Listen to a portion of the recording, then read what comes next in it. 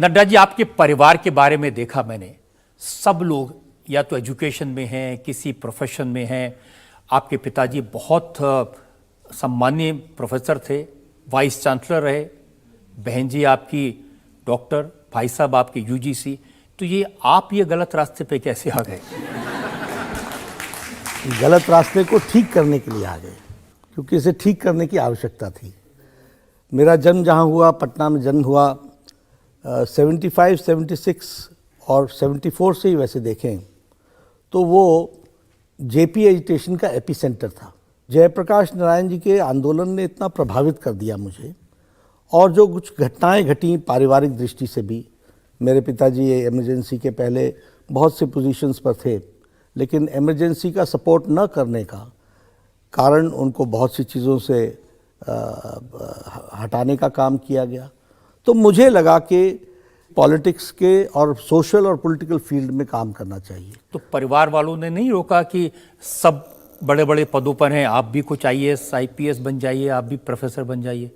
हमारे घर में बहुत हेल्दी डिस्कशन हुआ करती थी। मैंने बहुत से इम्पॉर्टेंट पॉलिटिकल इश्यूज़ को घर के डाइनिंग टेबल पर ही समझा है, और पिताजी बहुत विश्वास करते थे कि फ्री डिस्कशन होनी चाहिए। सपोर्ट मिला मुझे। मैं ज़रूर अपने परिवार का बहुत धन्यवादी हूँ कि हर मोड़ पर ये सब परिवारों में नहीं होता, लेकिन मुझे ये सपोर्ट मिला और उनके साथ मैंने बाकायदा चर्चा की। और देखिए, जो राजनीति के परिवार में उनमें तो ये होता है कि परिवार को राजनीति में ले जाओ, आप राजनीति को परिवार में ले आए। परिवार में मैं राजनीति तो लेकर के नहीं आया। हमारे यहाँ राजनीतिक विषयों के बारे में चर्चा बचपन से ही मैंने सुनी है। ये ज़रूर है कि मैं राजनीतिक क्षेत्र में चला गया। लेकिन आप दुल्हन जो लेके आए, शादी जिससे की, वो राजनीतिक परिवार की, और वो खुद भी लीडर थी। राजनीति करने वाले लोगों के लिए पॉलिटिकल बैकग्राउंड से ही अगर कोई बेटर हाफ मिले तो ज़्यादा अच्छा रहता है, क्योंकि उनके काम करने के ढंग, जनता को देखने का दृष्टिकोण, सामाजिक दृष्टिकोण, सोशल एंगल, ये सारी चीज़ों की जानकारियाँ होनी चाहिए। देखिए, वो भी चुनाव लड़ी थी, चुनाव जीती थी, उनकी मदर चुनाव जीती थी। तो कभी उन्होंने ये नहीं कहा कि नड्डा जी पीछे हटो, अब मैं आगने वाली हूँ? घर में ये तो चलता ही रहता है। मैंने उनसे कहा कि आप सोशल फील्ड चुन लीजिए, मैं पॉलिटिकल फील्ड चुनता हूँ। तो वो सोशल फील्ड में एक्टिव हो गई और मैं पॉलिटिकल फील्ड में एक्टिव रहा। लेकिन स्कूल के जो आपके दोस्त थे वो बताते हैं कि उस ज़माने में राजनीति में इंटरेस्ट नहीं था, या तो स्विमिंग पूल में मिलते थे जी, या खेल के मैदान में। गेम्स में मेरा बहुत इंटरेस्ट था। मैं स्पोर्ट्स में माइल रेस चैम्पियन भी था और स्प्रिंट चैम्पियन भी था। बहुत कम होता है कि दोनों में लोग चैम्पियन हो, और स्विमिंग में मेरा इंटरेस्ट था। एक्टिविज्म की कहानियां भी मैंने सुनी है, वाइस चांसलर को उनके दफ्तर से उठा के। वो क्या हुआ कि एक मैनेजमेंट के क्लास में, मैनेजमेंट के एग्जामिनेशन में हमें ऐसा लगा कि यहाँ कुछ धांधली हुई है। आंदोलन चला, आंदोलन को सफलता मिल गई, कुछ लोग धरने पर बैठ गए। तो मैंने उनके पास गया कि मैंने कहा, सर आपसे कुछ लोग मिलना चाहते हैं, स्टूडेंट्स। नहीं, मैं नहीं मिलूंगा। वो अपने ड्राइंग रूम में बैठे हुए थे। मैंने कहा, यू आर वाइस चांसलर, आपकी जिम्मेवारी है कि आप मिलेंगे। नहीं, मैं नहीं मिलता। मैंने कहा, ऐसे कैसे चलेगा, ऐसी यूनिवर्सिटी नहीं चलती है। नहीं, मैं नहीं मिलूंगा। मैंने कहा, अच्छा चलिए। हमारे साथ 10-12 स्टूडेंट्स तो थे। हमने कहा, उठाओ इनकी कुर्सी।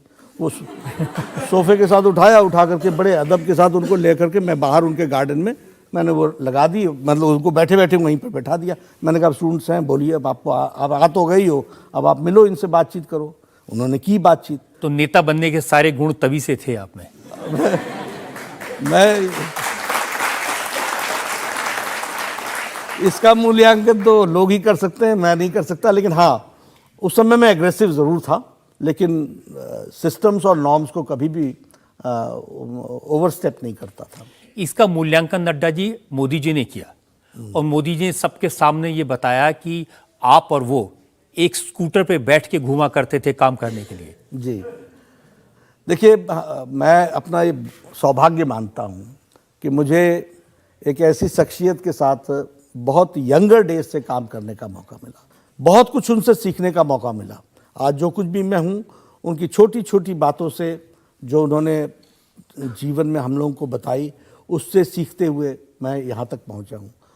तो जब काम भी करते थे तो निश्चित रूप से वो हमारे महामंत्री थे, हमारे प्रभारी थे, और मैं युवा मोर्चा का अध्यक्ष बन गया था। उन दिनों ये गाड़ियाँ वगैरह तो हमारे को मिलती नहीं थी, तो हमारा स्कूटर ही होता था, उसी को किक मारते थे, वो बैठते थे, हम जाया करते थे, लोगों से मिला करते थे। तो मोदी जी उस समय भी इतनी तेज थे जितने आज हैं? बिल्कुल, बहुत शार्प और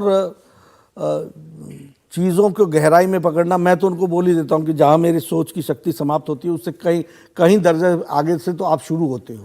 वो एंगल ही मुझे समझ में नहीं आता। घंटों मेहनत करके बहुत सी चीज़ों को बना करके मैं ले जाता हूँ और उनके पास मैं रखता हूँ और वो बोलते हैं अच्छा इसमें इस एंगल को भी देखो, इसको भी देखो, इसको भी देखो। और जो मैंने किया है वो ऐसा लगता है कि वो पीस ऑफ पेपर में लेके क्यों गया था मैं, मुझे इतना महसूस होता है। और इतनी आइडियाज़ देते हैं, इतने आइडियाज़ वो देते हैं, एक साथ इतने आइडियाज़ देते हैं, तो सच में उनके साथ काम करना तो इज़